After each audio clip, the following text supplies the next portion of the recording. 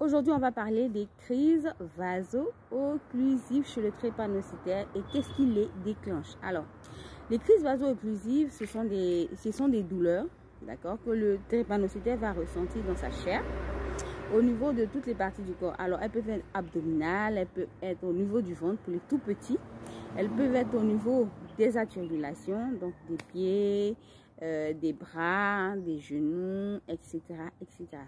Alors, ces crises-là sont déclenchées par tout un grand nombre de facteurs qu'on va appeler des déclencheurs. Alors, vous avez les déclencheurs généraux que les médecins, généralement, nous conseillent d'éviter pour ne pas avoir de crise vaso-occlusive. Alors, c'est quoi ces déclencheurs-là? Vous avez le fait de ne pas faire du sport. Ça, c'est un des déclencheurs.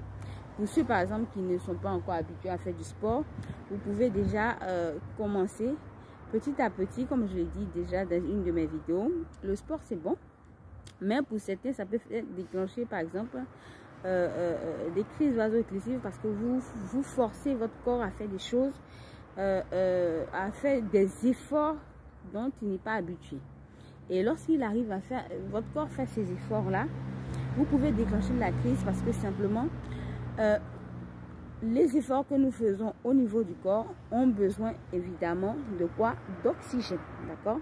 Lorsque vous faites un sport, vous faites une activité qui demande beaucoup d'efforts, cela stimule beaucoup le cœur et le cœur a besoin de pomper beaucoup le sang qui va irriguer tous les organes, donc les muscles qui seront utilisés pour faire cette activité sportive-là.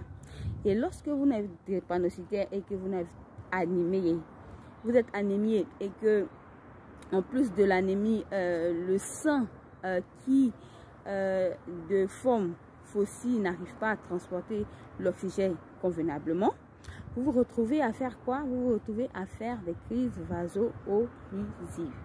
Donc, le sport, autant il est bon pour le drépanocytaire, autant il peut déclencher certains drépanocytaires qui ne font pas du sport, qui ne pratiquent pas aucune activité sportive, déclencher des crises vaso-occlusives.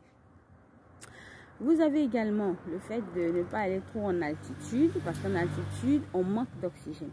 Et lorsque vous manquez d'oxygène, tout de suite, qu'est-ce qui se passe? Vous déclenchez une crise vaso-occlusive. Vous avez également la déshydratation. Alors, lorsque vous êtes très déshydraté, la déshydratation va alourdir et rendre visqueux votre sang. Alors, si vous êtes drépanocytaire et que votre sang est visqueux, est-ce qu'il est lourd? En plus de cette viscosité et de cette lourdeur, cela rend difficile le transport, donc le transport des globules rouges qui sont en forme de fossiles. Du coup, vous allez déclencher une crise simplement parce que vous êtes déshydraté. Donc, hydratez-vous assez. Vous avez également la température. Il ne faut pas que ce fasse trop froid. Lorsque vous y faites trop froid et que vous prenez froid, qu'est-ce qui se passe? Généralement, lorsque vous mettez un aliment dans le réfrigérateur, vous voyez combien de fois il se contracte. D'accord? C'est pareil pour nos vaisseaux sanguins. Lorsque vous êtes dans une température froide, les vaisseaux sanguins font quoi? Vous avez une vasoconstriction des vaisseaux sanguins. Donc, les vaisseaux sanguins vont se rétrécir. Et quand ils sont rétrécis, qu'est-ce qui se passe? Les globules rouges qui sont en forme de fossiles n'arrivent pas à circuler aisément. Et comme ils n'arrivent pas à circuler aisément, qu'est-ce qui se passe? Ils se bloquent, ils forment un blocus et du coup, cela va créer ce qu'on va appeler une crise vaso-occlusive. Les infections. Alors, les infections sont aussi une cause de déclenchement des crises vaso-occlusives. Pourquoi? Lorsque vous avez des infections, telles que les infections urinaires, les infections pulmonaires, les infections au niveau même, lorsque vous avez un petit rhume, un palu, etc. Donc, tout ça peut créer ce qu'on va appeler une crise vaso-occlusive et déclencher également une crise vaso-occlusive. Pourquoi? Parce que simplement, votre corps est en train de lutter simplement contre, contre ces infections-là.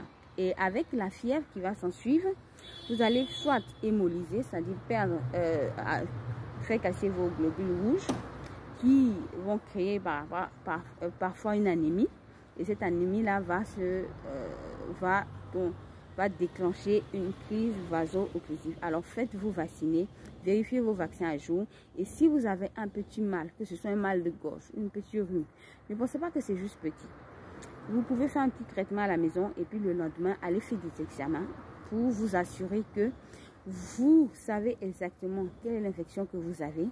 Et vous pouvez vous trouver, le médecin vous donnera un traitement adéquat pour éviter que la crise ne survienne à cause de cette infection-là.